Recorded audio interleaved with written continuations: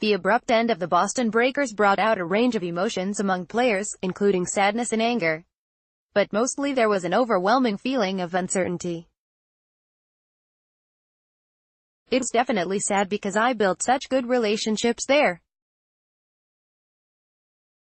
So coming to the realization that it wasn't going to be a team anymore and I wasn't going to be seeing those people on a daily basis was really sad, said former Boston midfielder Rose Lavelle, now with the Washington Spirit.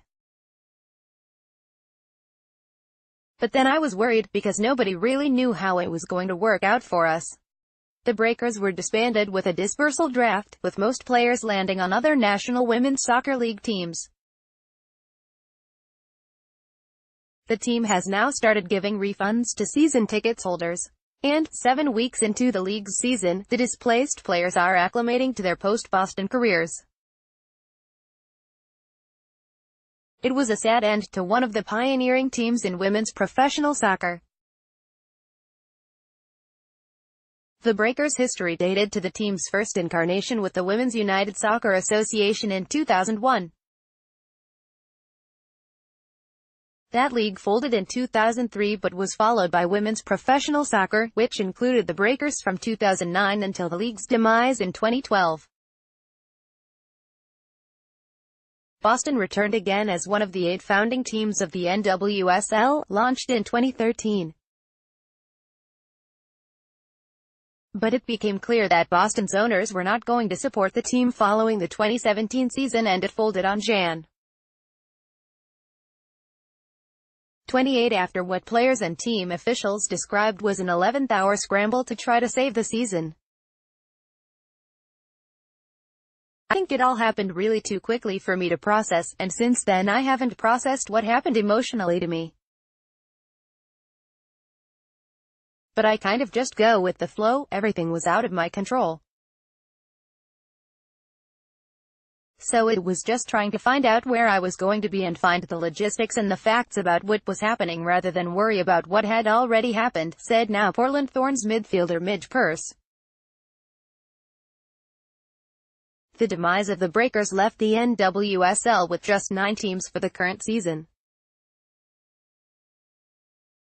FC Kansas City also folded following the 2017 season, but its players went to the Utah Royals, a new team affiliated with Major League Soccer's Real Salt Lake.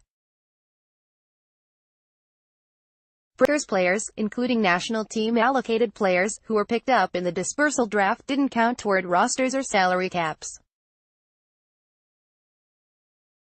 The Spirit traded up to get the first pick in the draft, taking Lavelle, and Sky Blue, which fell to second in the deal, took forward Savannah McCaskill.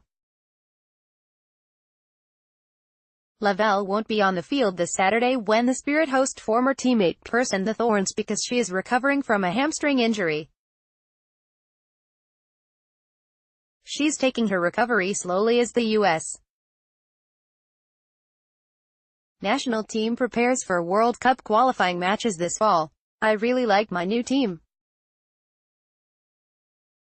I know a lot of them from playing on other teams and the other national team players, said Lavelle, an allocated national team player. All of the girls are super fun and nice and I'm looking forward to building relationships with them on the field, too. Other Breakers players who went to the Spirit in the dispersal draft included Elizabeth Wenger and Tiffany Weimer. Wenger is not on the team's current roster, but Weimer rejoined the Spirit after a trade to Houston.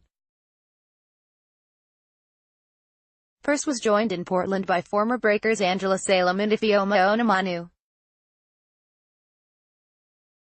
The bulk of Boston's players are still in the NWSL, but 2 eventually went to Sweden. Striker Natasha Dowie wound up with Linköpings while forward Hailey Dowd plays for Sandvikens. When the Breakers folded, NWSL Managing Director of Operations Amanda Duffy left open the possibility that a team could return to the Boston area in the future. Indeed, the league is looking at expansion, with rumors that the MLS expansion team LAFC might be fielding a women's team. The Vancouver Whitecaps, another MLS team, have also expressed interest. It's a market that we believe in.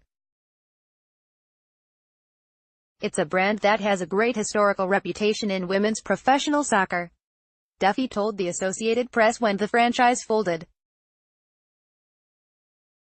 With many of the groups we've spoken to over the last few months and over the last few days, we hope to continue those conversations to look at 2019 or beyond as expansion opportunities. Peirce said she's grateful it has worked out.